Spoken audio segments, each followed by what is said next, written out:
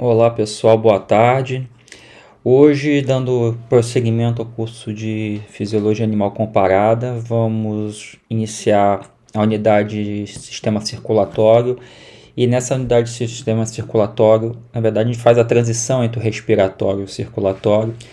A gente vai iniciar essa unidade começando a falar sobre transporte de gases. Então, no primeiro momento, vou falar sobre os pigmentos respiratórios, definir o que são os pigmentos respiratórios, falar de função, estrutura e conversar sobre os dois principais tipos, a hemoglobina e a hemocianina.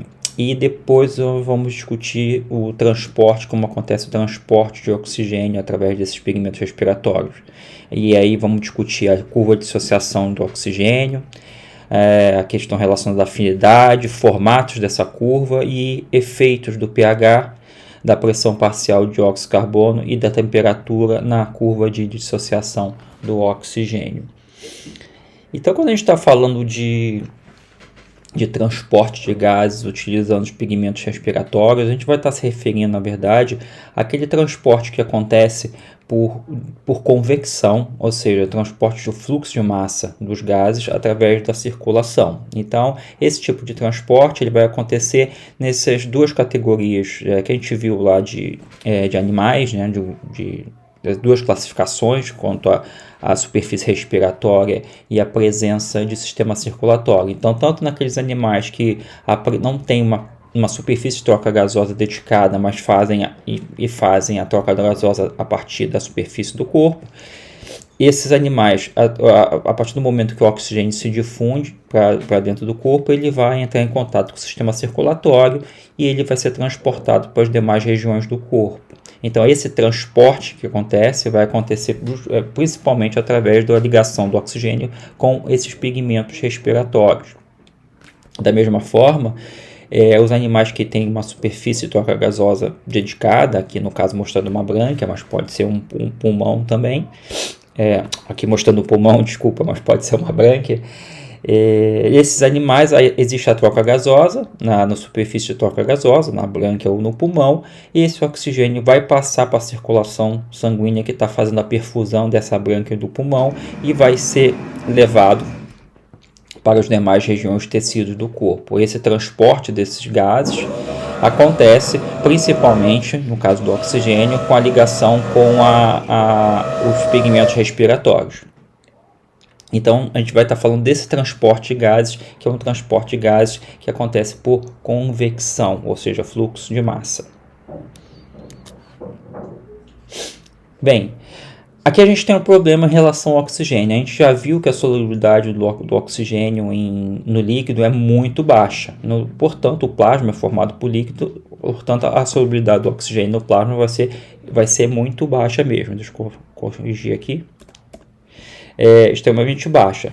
Então, nesse caso, a presença desses pigmentos respiratórios é essencial, porque se fôssemos depender do oxigênio dissolvido no plasma, a quantidade de oxigênio dissolvido seria muito pequena e não seria suficiente para as demandas metabólicas dos tecidos. Então, por isso existem os pigmentos, por isso daí vem a importância dos pigmentos respiratórios, que eles proporcionam que uma quantidade muito grande de oxigênio possa ser transportada através do sangue ou da hemolinfa. Então, aqui a gente vê esse problema da solubilidade do oxigênio. Né? A solubilidade do oxigênio na água é aproximadamente 30 vezes menor que a solubilidade no ar. Portanto, a concentração de oxigênio na água também, no meio aquoso, vai ser 30 vezes menor que a concentração de oxigênio no ar. Então, isso traria um problema, né, para o transporte do oxigênio somente com uma molécula da forma solubilizada, molécula de O2 solubilizada no plasma, porque a quantidade de oxigênio seria muito pequena. Então, um pigmento respiratório, no caso dos vertebrados, né, a presença do pigmento respiratório, como por exemplo a hemoglobina, aumenta a quantidade máxima de oxigênio que pode ser transportado no sangue em mais de 50 vezes. Então veja a importância desses pigmentos respiratórios para o transporte de oxigênio. E que são esses pigmentos respiratórios? Esses pigmentos respiratórios são proteínas que têm íons metálicos. Esses íons metálicos, né, vão ser os locais, os sítios de ligação ao oxigênio. Então, são metaloproteínas. Todo pigmento respiratório é uma metaloproteína. Por que é chamado de pigmento? Porque quando essas moléculas estão oxigenadas, elas têm cor. No caso, a hemoglobina, a mais famosa, é a cor vermelho vivo, né, quando a hemoglobina está fortemente oxigenada. Então, por isso que são chamados de pigmentos respiratórios. Então, os pigmentos respiratórios, eles têm propriedades químicas que são semelhantes às propriedades químicas de enzimas, exceto por uma: eles não vão modificar o seu principal ligante, que no caso aqui a gente está discutindo o oxigênio, então não vão modificar a molécula de oxigênio. Mas quais são as semelhanças que são muito importantes? Possuem sítios de ligação definidos para a molécula de oxigênio, então são locais específicos onde ocorrerá a ligação da molécula de oxigênio. Essa ligação com o oxigênio vai ser fraca, vai ser uma relação não covalente, portanto ela vai ser uma relação que é reversível. Não haveria sentido um pigmento respiratório que tem a função de transportar oxigênio da região de troca gasosa para os tecidos do corpo, que não houvesse a reversibilidade dessa ligação, ou seja, o oxigênio pudesse ser liberado para os tecidos do corpo que estão necessitando de oxigênio. Uma característica importantíssima dessas moléculas é que quando elas se combinam com oxigênio, as moléculas de pigmentos respiratórios se combinam com oxigênio, vai ocorrer uma mudança na forma da molécula, na conformação da molécula. Então, isso é uma característica importante. Essas moléculas vão apresentar sítios de ligação também para outras moléculas, além do oxigênio. Então, essas outras moléculas vão funcionar como moduladores alostéricos, ou seja, essas moléculas, ao se ligarem, outras moléculas diferentes do oxigênio, ao se ligarem a esses seus sítios de ligação, que são distantes dos sítios de ligação do oxigênio, essas outras moléculas vão modificar a afinidade do pigmento respiratório à molécula de oxigênio. Isso é muito importante, a gente vai discutir lá no final da aula sobre isso.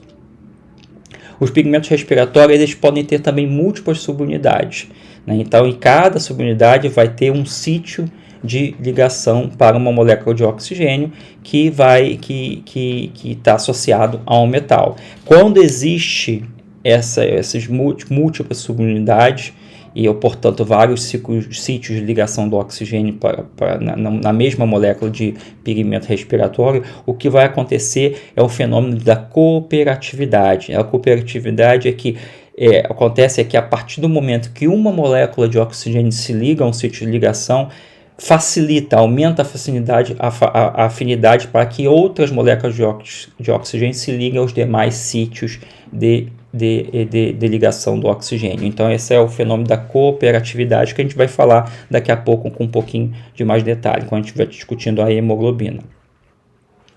Então, aqui a gente vê características que são importantes dos pigmentos respiratórios e que muitas delas são propriedades que são semelhantes às propriedades das enzimas.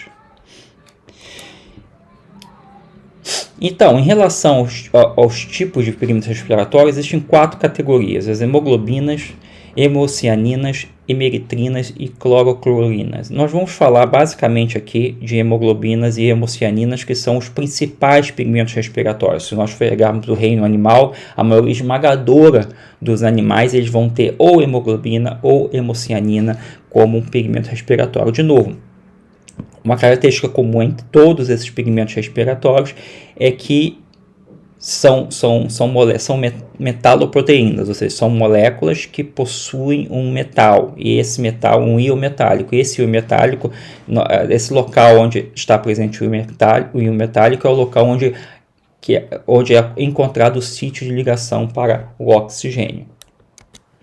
Então, vamos começar a falar sobre a hemoglobina.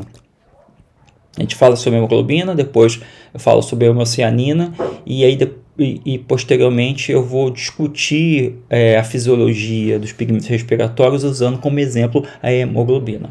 Então, a hemoglobina possui um grupo M, que é ligado a uma molécula de globina. Então, a gente tem aqui o grupo M.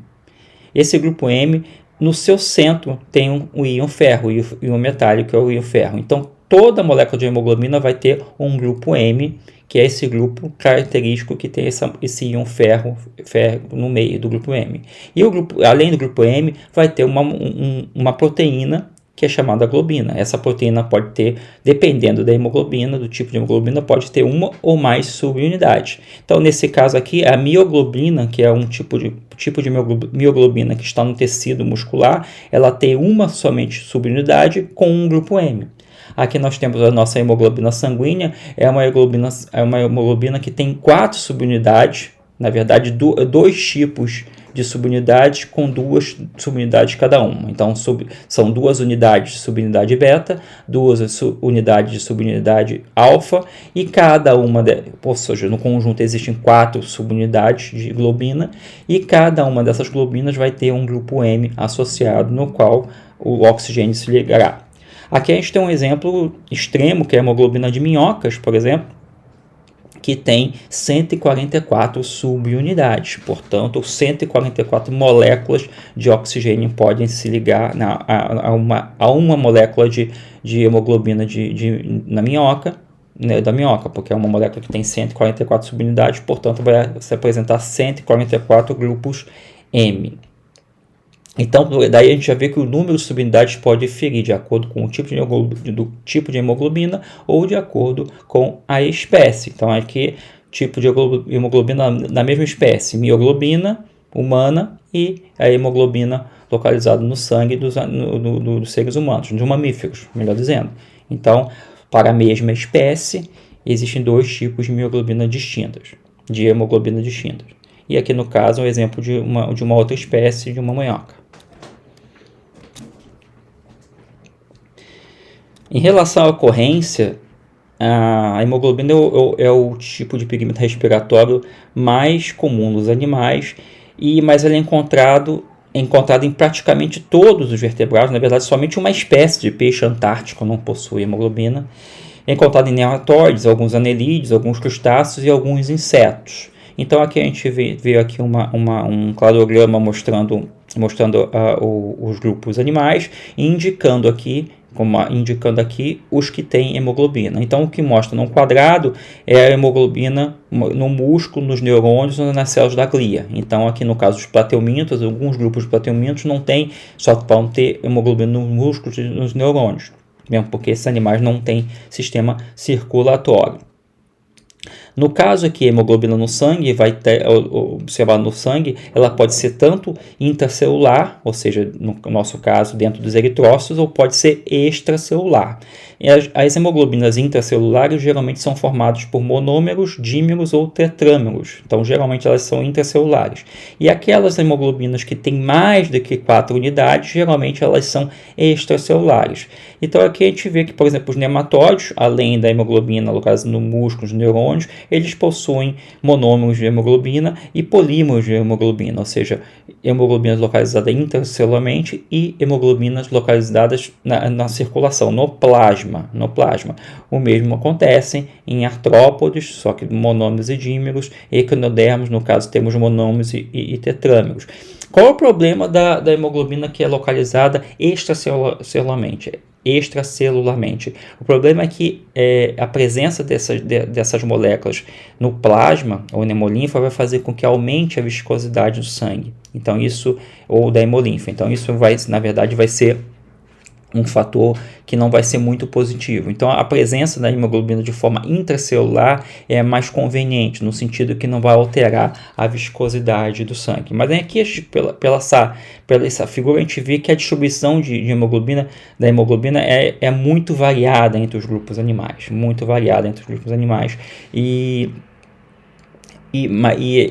No caso, a gente pode dizer com muita segurança que é um dos pigmentos respiratórios, junto com a hemocianina, mais importantes e mais distribuídos em todos os animais. A hemocianina é um pigmento respiratório também extensamente encontrado no reino animal, porque ele é encontrado em artrópodes, em crustáceos decápodes, por exemplo, em caranguejos ferradura, que são aracnídeos, em aranhas, escorpiões, em alguns insetos. Moluscos, cefalópodes, gastrópodes e bivalves também apresentam hemocianina. A hemocianina, o metal é o cobre, não é o ferro. Então, o metal é o cobre, não é o ferro. E ele é diretamente ligado na proteína. Então, nesse caso, não existe um grupo como se fosse um grupo M, né? uma estrutura no qual, que está mostrado aqui como acontece na hemoglobina, existe uma estrutura na forma de anel, no qual o íon metálico está inserido nessa estrutura. No caso da hemocianina, o íon metálico está diretamente ligado à parte proteica da hemocianina. E cada acetilligação do oxigênio tem 2 átomos de cobre, então uma outra distinção. Então aqui a gente está vendo aqui um exemplo de uma molécula de hemocianina, infelizmente eu não me recordo de qual animal é. Então a gente vê aqui a parte proteica, mostrado nas cores verde e amarela, e aqui a gente percebe 2 íons cobre ligados à parte proteica. Então cada molécula de oxigênio se ligaria a essa dupla de íons cobre aqui. As proteínas associadas à hemocianina, ligadas à hemocianina, podem ser multiméricas grandes, de 6 até 160 subunidades por molécula. Então a gente vê aqui nas lagostas, existem 6 subunidades em cada molécula de hemocianina. Na lagosta espinhosa, na lagosta de Keller, ou em caranguejos, a hemocianina possui 12 subunidades proteicas. A gente, indo aqui no caranguejo ferradura, a hemocianina possui 48 subunidades proteicas. E a gente vê o extremo aqui em alguns gastrópodes, a hemocianina possui 160 subunidades proteicas. Então, existe uma grande variedade de tamanhos, de pesos moleculares da hemocianina, desde moléculas menores até moléculas muito grandes, com um número muito grande de subunidades proteicas.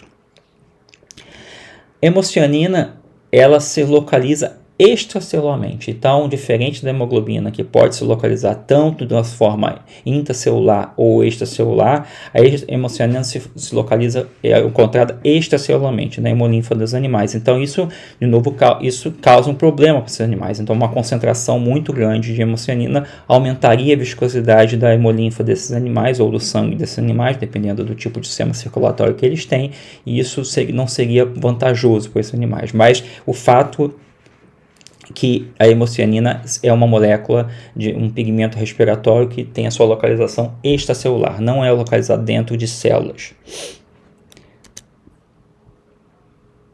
Ou seja, está no plasma ou na hemolinfa. As clorocluoroquinas, não tô falando, não é cloroquina não, tá pessoal? É clorocluorquina. É um tipo de pigmento respiratório que eu só vou mencionar aqui, que é encontrado em 4 famílias de anelídeos. Também são pigmentos que são extracelulares, não estão localizados no plasma desses animais. E o ferro é o metal.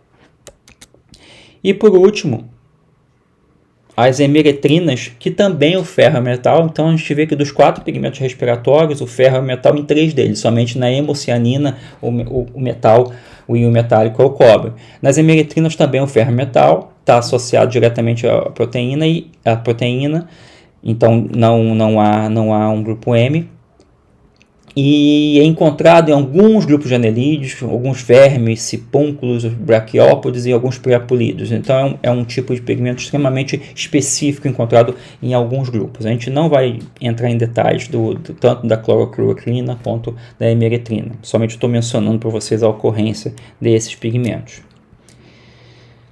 Então vamos começar a olhar o transporte de oxigênio pelos pigmentos respiratórios e discutindo as características de ligação ao oxigênio desses pigmentos respiratórios. Todo pigmento respiratório vai ter uma curva que vai mostrar mostrar a ligação, a saturação do pigmento respiratório de oxigênio em relação à pressão parcial de oxigênio do meio. Essa curva é chamada curva de equilíbrio de oxigênio, ou também pode ser chamada também de curva de dissociação de oxigênio. Então, essa curva de equilíbrio de oxigênio ela vai mostrar justamente isso, a relação entre a pressão parcial do oxigênio no plasma, que aqui nesse caso está mostrado no eixo horizontal, na abscissa, e a porcentagem de pigmento respiratório oxigenado em um volume de sangue. Então, a porcentagem de pigmento respiratório oxigenado num volume de sangue. Aqui, como é um valor de porcentagem, vai de 0 a 100. Então, quando o sangue está completamente saturado de hemoglobina, que seja, todos os sítios de ligação das moléculas de hemoglobina estão ocupados por uma molécula de oxigênio. Então, a gente pode dizer que o pigmento respiratório do sangue está saturado, 100% saturado.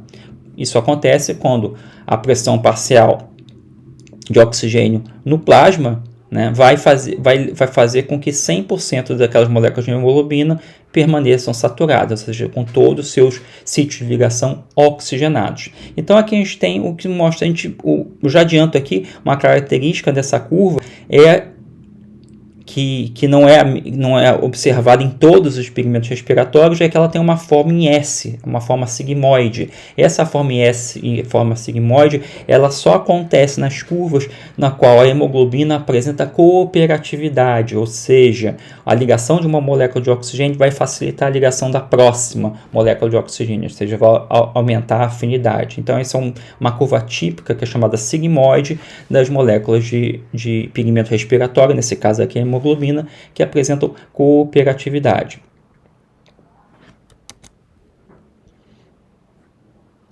Então, no caso do sangue humano, né, a capacidade de carreamento de oxigênio é de 20 ml de oxigênio por 100 ml de sangue. Então, quando existe 20 ml de oxigênio por 100 ml de sangue, a gente diz que o sangue está 100% saturado. Então, aqui nessa escala aqui, a gente poderia substituir esse eixo do Y, da ordenada, por uma outra escala, onde aqui começaria com 0, aqui 10, aqui 20.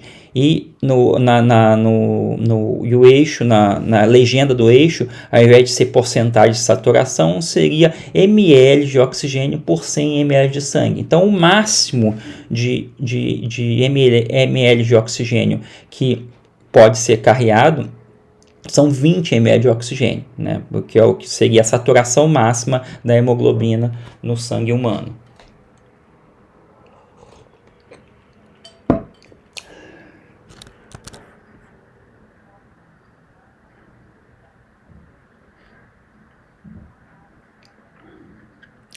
Bem, falando de saturação, hoje em dia, em tempo de Covid, esse termo ficou extremamente popular. Ficou popular por quê? Por causa da utilização do oxímetro, né? Do oxímetro de dedo, também chamado oxímetro de pulso.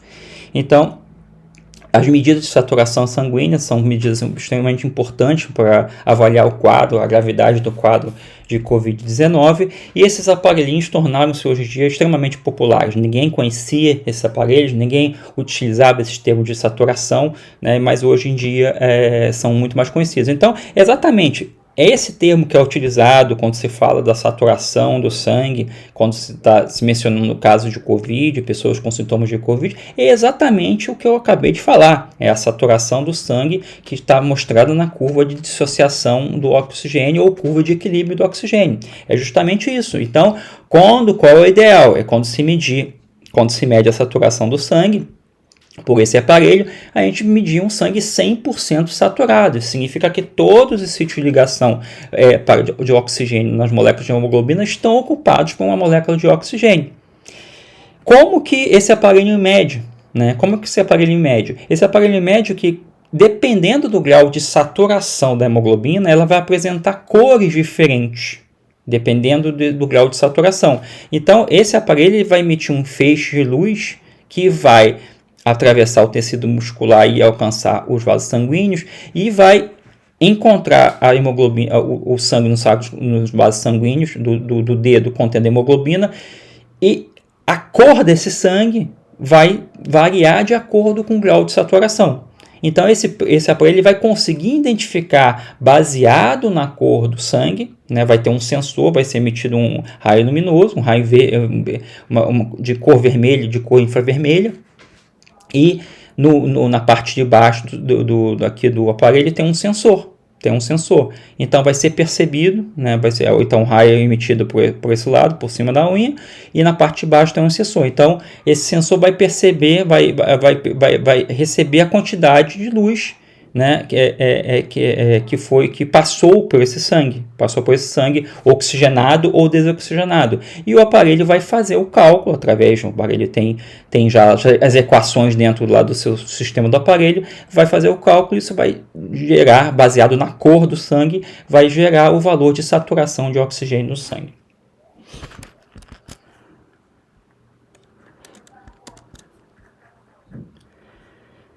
Se houver mais pigmento respiratório no sangue, maior vai ser a quantidade de oxigênio transportado. Então, no caso do ser humano, isso vai ter um limite, né? Vai ter um limite vai haver um limite de 20 ml de oxigênio por 100 ml de sangue.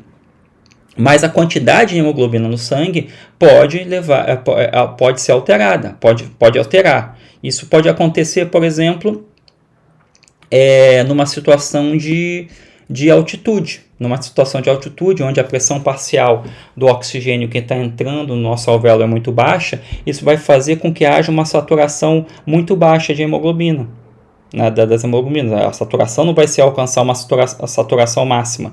Então, nesse caso, nós vamos produzir uma resposta vai ser a produção de um maior número de células de eritrócitos.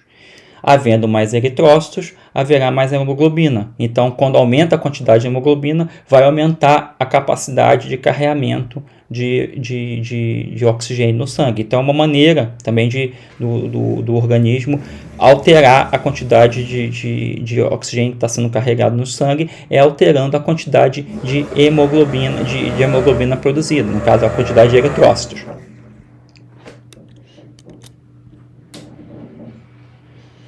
Aqui em todas essas figuras, vocês devem ter percebido que existe esse parâmetro aqui, P50. O parâmetro P50 é um parâmetro que está relacionado à medida de afinidade da hemoglobina pelo oxigênio. Então, a afinidade do pigmento respiratório pelo oxigênio, ela vai ser representada por esse parâmetro. O que ele significa? Ele vai significar a pressão parcial de oxigênio que satura 50% do pigmento respiratório. No caso abaixo, o pigmento respiratório, a hemoglobina, que pode ser também representada pelas letras HB. Então, a pressão parcial de oxigênio que satura 50% do pigmento respiratório, nesse caso aqui, é uma pressão parcial de 30 milímetros de mercúrio. Então, na pressão parcial de 30 milímetros de mercúrio, 50% da hemoglobina está saturada com oxigênio. Então, isso pode ser uma medida, isso é uma medida de afinidade. E a afinidade do pigmento respiratório pelo oxigênio pode mudar. A gente vai ver isso daqui a pouco. Pode mudar de acordo com o pH, com a pressão parcial de dióxido de carbono e com a temperatura. Isso a gente vai ver um pouco mais adiante.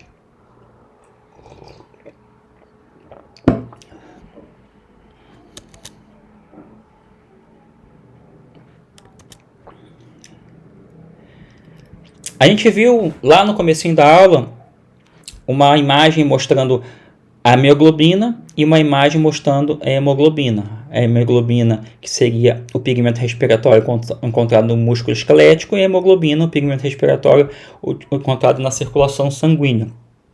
Eu mencionei para vocês também que esse formato da curva de dissociação de oxigênio da hemoglobina sanguínea, ele tinha esse formato sigmoide. Por quê? Porque ele estava ligado a uma característica dessa molécula, que é a cooperatividade, ou seja, quando uma molécula de oxigênio se liga, a molécula de hemoglobina, ela aumenta a afinidade dos outros sítios de ligação pelo oxigênio. E isso faz com que exista nesse segmento inicial, existe esse aumento muito grande da saturação, e depois existe um platonamento a partir do momento que as moléculas de oxigênio já estão ocupando a maior parte dos sítios de ligação da hemoglobina. Então, dependendo do tipo de molécula, o formato da curva pode ser um ou outro. Então, o formato da curva nem sempre é sigmoide, ele pode ter esse formato que é chamado esse formato hiperbólico, que é o formato característico da mioglobina. Por que existe esse formato hiperbólico na mioglobina? Lembra que a mioglobina, vou mostrar lá nessa figura aqui, a mioglobina ela é uma molécula que tem uma globina associada a um grupo M que tem um íon metálico associado só.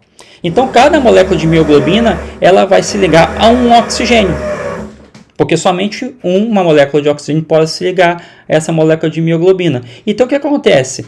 A ligação de uma molécula de oxigênio numa mioglobina, ela é independente da ligação de uma outra molécula de oxigênio numa outra mioglobina. Então, nesse caso, essa independência que acontece entre a ligação de moléculas de oxigênio à mioglobina faz com que a curva de dissociação de oxigênio da mioglobina tenha esse formato, que é um formato sigmoide. Por quê? Porque não existe cooperatividade. Ligou ou não ligou. Ligou na mioglobina, e o fato de ligar numa molécula independe do fato que vai ligar na outra. Então, isso faz com que haja um formato que é chamado o formato hiperbólico, que é característico de uma molécula que não exibe cooperatividade.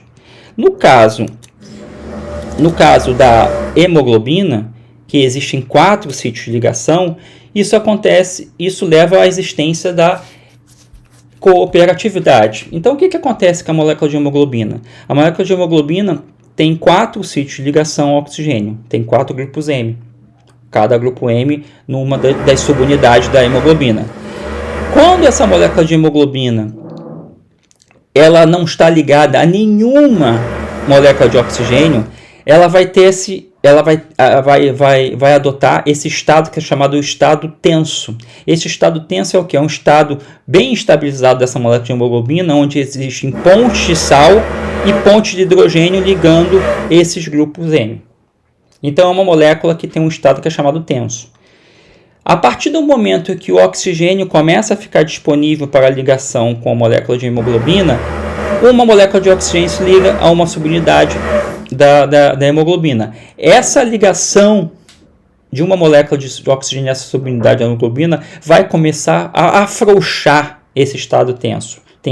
Essas pontes de sal vão ser quebradas. E isso vai fazer com que permaneçam somente as pontes de hidrogênio, e isso vai fazer com que haja um aumento da chance dos outros sítios de ligação se ligarem a uma molécula de oxigênio. Então, a partir do momento que uma molécula de oxigênio se liga, essa molécula começa a passar do estado tenso para o estado relaxado, que é o estado onde não existem mais essas pontes de sal. E quando passa para o estado relaxado, a chance que um sítio de ligação que não tem oxigênio se ligue com oxigênio aumenta. Então, isso vai fazer com que haja essa curva, que é chamada a curva do formato sigmoide. É uma curva que tenha cooperatividade, ou seja, quanto mais moléculas de oxigênio se ligam a essa molécula de hemoglobina, maior a chance de uma outra molécula se ligar. Claro, nesse caso, alcançando o limite de 4 moléculas de oxigênio por molécula de hemoglobina, porque nesse caso aqui a molécula só tem, no caso da hemoglobina humana, só existem 4 sítios de ligação para o oxigênio. Então, isso que explica esse processo chamado cooperatividade. O aumento da afinidade de cada sítio de ligação pelo oxigênio a partir do momento que o oxigênio começa a se ligar nessas moléculas de hemoglobina. E o fenômeno da cooperatividade, na verdade, ele acontece tanto para a ligação do oxigênio e quanto para a dissociação do oxigênio. Por isso que a curva também pode ser chamada de curva de dissociação do oxigênio. Então, vamos pensar, a molécula de hemoglobina chega pela circulação sanguínea no alvéolo pulmonar, para que entre em contato com o oxigênio. Ali no alvéolo pulmonar, o que vai acontecer? Vai se ligar uma molécula...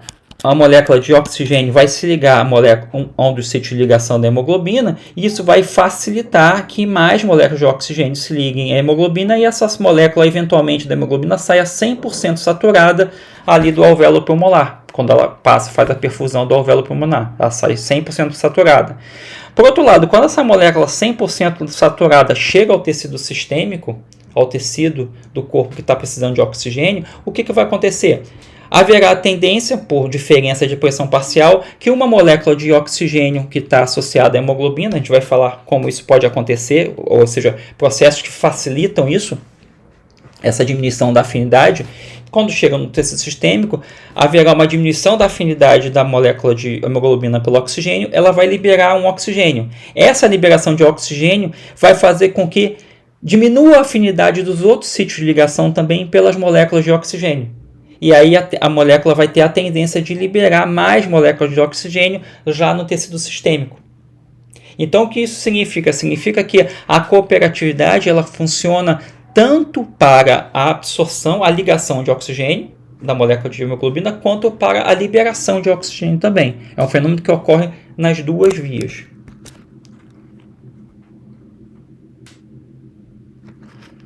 Bem, considerando todos esses fatores que a gente falou, a forma da molécula, a quantidade de hemoglobina,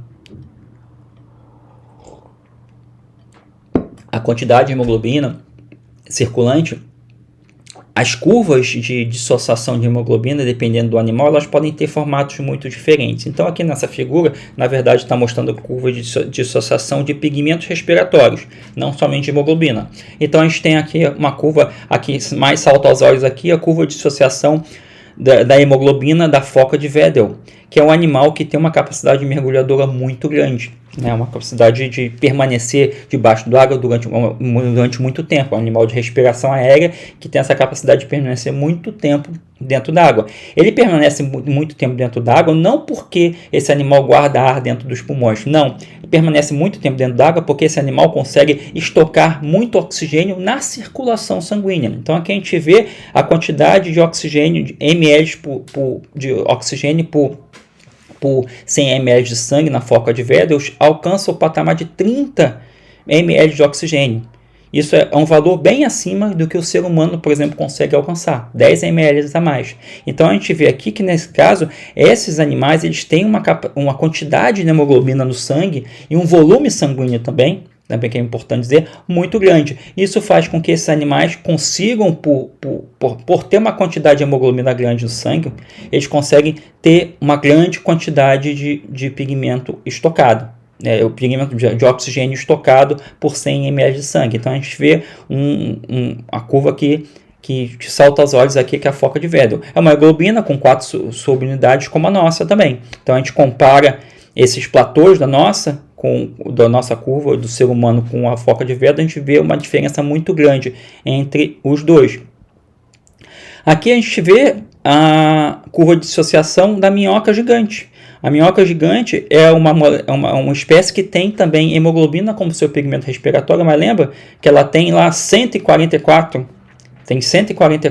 sítios de ligação do oxigênio. O que acontece? Uma altíssima cooperatividade e essa curva ela é extremamente íngreme. Ela tem uma sigmoide, que na verdade é um S, que é quase uma linha reta, porque apresenta uma cooperatividade muito alta. Então, rapidamente essa curva alcança sua saturação máxima devido ao fenômeno da cooperatividade. A gente vê que alcança um valor relativamente grande, 15 ml de oxigênio por 100 ml de sangue também.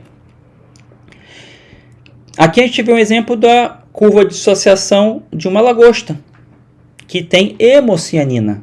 Então, a curva de saturação da lagosta, a gente vê que a capacidade de carregamento de ml de oxigênio por ml de hemolinfa, no caso a lagosta tem hemolinfa, é uma capacidade muito baixa. Isso vai certamente estar muito ligada. Vamos ali olhar na lagosta só para me relembrar da quantidade que eu não estou lembrando aqui. Lagosta.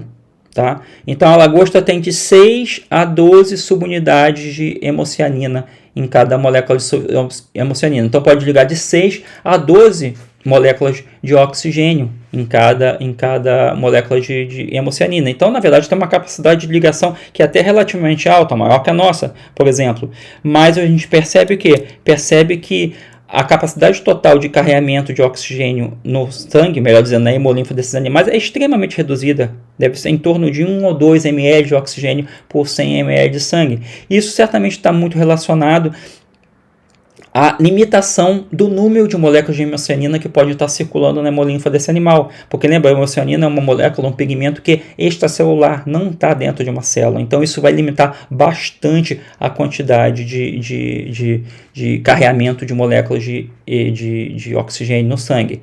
Aqui a gente vê o exemplo do polvo, que também no caso do polvo vai ter um animal também que apresenta hemocianina, né? Nesse caso 10 subunidades, na verdade 80 moléculas de 80 subunidades de hemocianina subunidades por cada molécula de hemocianina, e isso vai fazer com que, mesmo sendo um pigmento extracelular, sendo que muita certa. Mesmo sendo um pigmento extracelular, no entanto, cada hemocianina consegue se ligar a 80 moléculas de oxigênio. Isso faz com que aumente a capacidade de carregamento de oxigênio no sangue. Em comparação à lagosta, por exemplo, existe uma capacidade maior, quase em torno de 4 ml por 100 ml de sangue, devido ao número maior de subunidades de subunidade na molécula de hemocianina. Então aqui a gente vê essas diferenças em relação à forma. Quando a gente pode ver aqui a afinidade também. Vamos considerar aqui comparar o ser humano com a foca de Weddell. A foca de Weddell, ela alcança o platô em 30 ml por 100 ml de sangue, 30 ml de oxigênio. Então, uma medida do P50 seria aqui no 15. Então, qual é a pressão parcial de oxigênio no sangue da foca de Weddell, que vai fazer com que a hemoglobina da foca de Weddell, o sangue esteja 50% saturado? A pressão parcial vai ser, vamos traçar uma linha para cá, em torno de 20 e poucos. Diria 23 milímetros de mercúrio. Então, o P50 da foca de Weddell nessa situação seria em torno de 23 milímetros de mercúrio. No caso do ser humano, o máximo que pode alcançar é 20. Então, a metade, o P50, seria o 10 aqui. Qual é a pressão parcial onde 50% da hemoglobina está saturada? É um valor muito próximo. Muito próximo. Na verdade, é um pouquinho maior o P50. É um pouquinho maior o P50. O que significa o P50 ser um pouquinho maior nessa situação? Significa o quê? Significa que é necessário uma pressão parcial de oxigênio mais alta para que 50% da hemoglobina esteja saturada. Se é necessário uma pressão parcial, isso é importante prestar atenção. Se é necessário uma pressão parcial de oxigênio mais alta para que no ser humano do que na foca, para que 50% da hemoglobina esteja saturada, significa que a afinidade pelo oxigênio na hemoglobina humana é menor do que a afinidade do oxigênio pela hemoglobina da foca. O P50 e a afinidade são inversamente relacionados. Quanto maior o P50, menor a afinidade. E quanto menor o P50, maior a afinidade. Então isso faz sentido também. Então a foca de Weddell, ela vai ter uma quantidade maior de hemoglobina circulante. Isso vai fazer com que ela consiga carregar um volume maior de oxigênio no sangue. E essa hemoglobina da foca de Weddell vai ter uma maior afinidade pelo oxigênio também. Então quando a hemoglobina passa ali no pulmão e perfunde o alvéolo da foca de Weddell, o que vai acontecer? Ela vai ter uma maior afinidade para pegar oxigênio, ela vai pegar oxigênio mais rápido. Então, nesse gráfico a gente pode discutir também diferenças de afinidade, que a gente vai falar daqui a pouquinho. Em relação à afinidade, vou falar novamente daqui a pouquinho. Na verdade, daqui a pouquinho não, agora.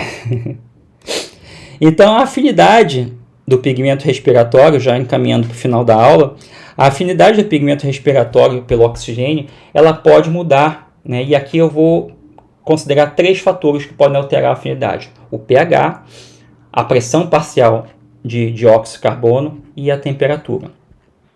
A mudança que acontece pela alteração do pH e pela pressão de dióxido de carbono, parcial de dióxido de carbono, é chamado efeito Born. O efeito Born. Então, o que está mostrando nessa figura aqui?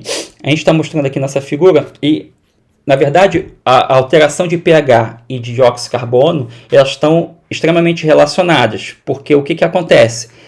Quando o dióxido de carbono se combina com a água, ele naturalmente vai formar ácido carbônico, que naturalmente vai se dissociar em íon bicarbonato e próton. E o próton, a quantidade de prótons que influencia o pH. O aumento da quantidade de prótons que vai diminuir o pH. Então, num local que tem muito dióxido de carbono, vai ter um pH mais baixo. Então, os dois estão relacionados. Então, nessa curva aqui, o que está mostrando? A gente está mostrando a curva do meio, está mostrando uma curva da dissociação do oxigênio num pH neutro, 7,4. A curva da esquerda está mostrando a curva de dissociação do oxigênio num pH mais básico, 7,6. E a curva de dissociação da direita, a azul, está mostrando a situação dessa curva de dissociação para um pH mais baixo, 7,2. O que a gente pode dizer? A gente pode dizer que uma diminuição do pH vai mudar, vai mexer, alterar essa curva e jogar essa curva para a direita. Melhor dizendo, vai deslocar essa curva para a direita. E esse deslocamento da curva para a direita vai fazer com que haja uma diminuição da afinidade do oxigênio, do pigmento respiratório pela hemoglobina. Por outro lado, um aumento do pH faz com que haja um deslocamento da curva para a esquerda. E esse deslocamento da curva para a esquerda significa um aumento da afinidade do pigmento respiratório, no caso aqui a hemoglobina, pela oxigênio. Vamos ver isso aqui agora com um pouquinho, tentar explicar melhor. Então aqui eu fiz essa figura aqui para tentar deixar isso bem claro para vocês, mais claro para vocês. Então o que eu fiz aqui? Eu botei essas 4 linhas aqui, a linha horizontal está mostrando o quê? A porcentagem de saturação de 50%, que é aquela medida de P50.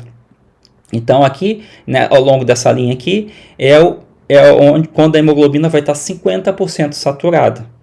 Quando a hemoglobina está 50% saturada no pH neutro, que no caso é o pH, a curva roxa, qual vai ser a pressão parcial de oxigênio? Vai ser ali entre 20 e 30, né, diria uns 28. Se diminui o pH, o que vai acontecer? Essa curva de dissociação de oxigênio vai se deslocar para a direita. Quando ela se desloca para a direita, qual vai ser o valor de P50? Vai ser um valor um pouquinho abaixo de 40, eu diria 39. Então 39 é menor, um P50 de 39 é maior do que um P50 de 29. Então, significa que, e como eu falei, quanto maior o P50, menor a afinidade. Por quê? Porque vai precisar de uma pressão parcial de oxigênio mais alta para que se alcance a mesma saturação de 50%. Então, significa dizer o quê? Significa dizer que quando existe uma diminuição do pH, vai acontecer uma diminuição da afinidade da hemoglobina pelo oxigênio. E a gente vai ver que isso tem um significado fisiológico que é muito importante. Por outro lado, quando há um aumento do pH, existe um aumento da afinidade da hemoglobina pelo oxigênio. Isso também tem um significado fisiológico muito importante. Vamos ver qual é esse significado fisiológico. Vamos pensar. Aqui tem a figura anterior das 3 curvas. O pH neutro, o pH alto e o pH baixo. Vamos agora, nesse momento, esquecer a curva do meio do pH neutro. Vamos considerar o pH alto e o pH baixo. O pH alto, vamos considerar que é o pH do sangue quando ele alcança o alvéolo pulmonar. Então, é esse aqui, ó, essa curva aqui. Sangue arterial, é o pH alto. Já o pH baixo é o pH daquele sangue que está banhando os tecidos sistêmicos. Aquele tecido está precisando de oxigênio. Então, aqui a gente tem a curva de dissociação do sangue que está chegando aos tecidos sistêmicos.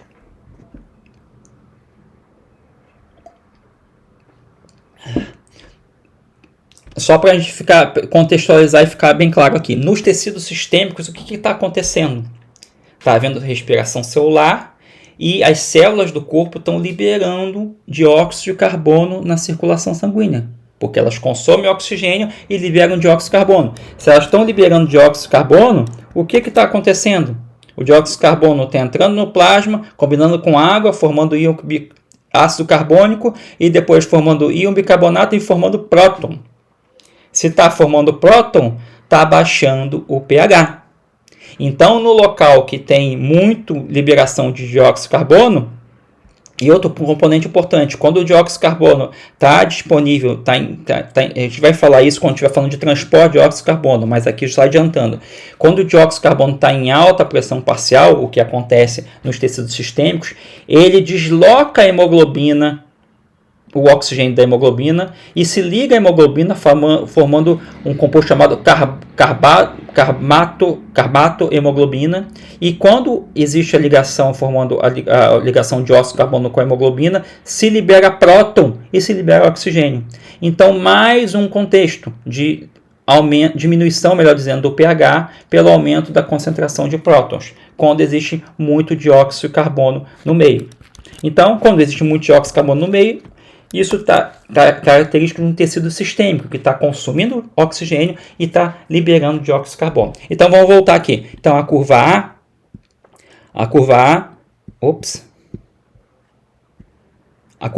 é a curva do pH mais alto, daquele sangue que está perfundindo o alvéolo pulmonar, e a curva V, de venoso, é o pH mais baixo, aquela curva do sangue que está banhando os tecidos sanguíneos.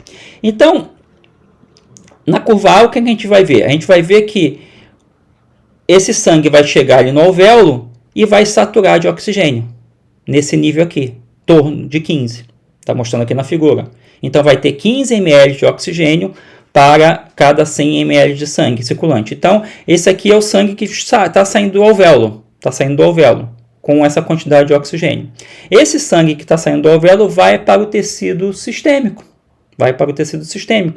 E no tecido sistêmico, o que vai acontecer? Essa curva de dissociação, e qual é a, melhor dizendo, havia me esquecido de dizer, qual é a pressão parcial de oxigênio nos tecidos sistêmicos? Está em torno de 30 milímetros de mercúrio. Então, está mostrado aqui. Então, a pressão parcial de oxigênio nos tecidos sistêmicos é em torno de 30 milímetros de mercúrio. Então, se a curva de dissociação de oxigênio não mudasse, não alterasse, fosse sempre do tipo A, então o sangue foi lá no alvéolo, foi oxigenado, nesse nível, saturou. E aí depois esse mesmo sangue chegou no tecido sistêmico. Quando chega no tecido sistêmico, qual vai ser a pressão parcial de oxigênio no tecido sistêmico? Vai ser em torno de 30. Então, nesse caso, o que vai acontecer? O quanto de oxigênio o tecido sistêmico vai ganhar? Vai ganhar esse valor de 15 até o valor daqui da saturação, melhor dizendo, da pressão parcial de oxigênio no tecido sistêmico. Então, seria uma diferença em torno de 3,3 ml. Tá? Então, por quê? Porque o sangue chega no tecido sistêmico com 15 ml de oxigênio por 100 ml de sangue. Desculpa, chega no alvéolo. Chega no alvéolo e se satura. Quando ele chega no tecido sistêmico, a pressão parcial de oxigênio no tecido sistêmico não é essa pressão parcial de oxigênio que está no alvéolo. A pressão parcial de oxigênio no tecido sistêmico é muito mais baixa. Esse valor aqui. Então, considerando a curva de dissociação de oxigênio, a quantidade de oxigênio que vai ser liberado no tecido sistêmico vai ser 15 menos um pouquinho abaixo de 12.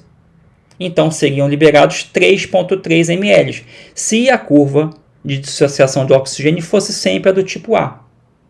No entanto, a curva de dissociação de oxigênio, quando o sangue chega no tecido sistêmico, ela tem ela é deslocada para a direita. E quando ela é deslocada para a direita, ela tem esse formato aqui. essa curva de dissociação de oxigênio no tecido sistêmico, veja bem, qual é a pressão parcial de oxigênio no tecido sistêmico? Em torno de 30. Então, essa curva ela teria esse grau de saturação no tecido sistêmico. Quando chega no tecido sistêmico o sangue, o que vai acontecer? Vai chegar um sangue que está...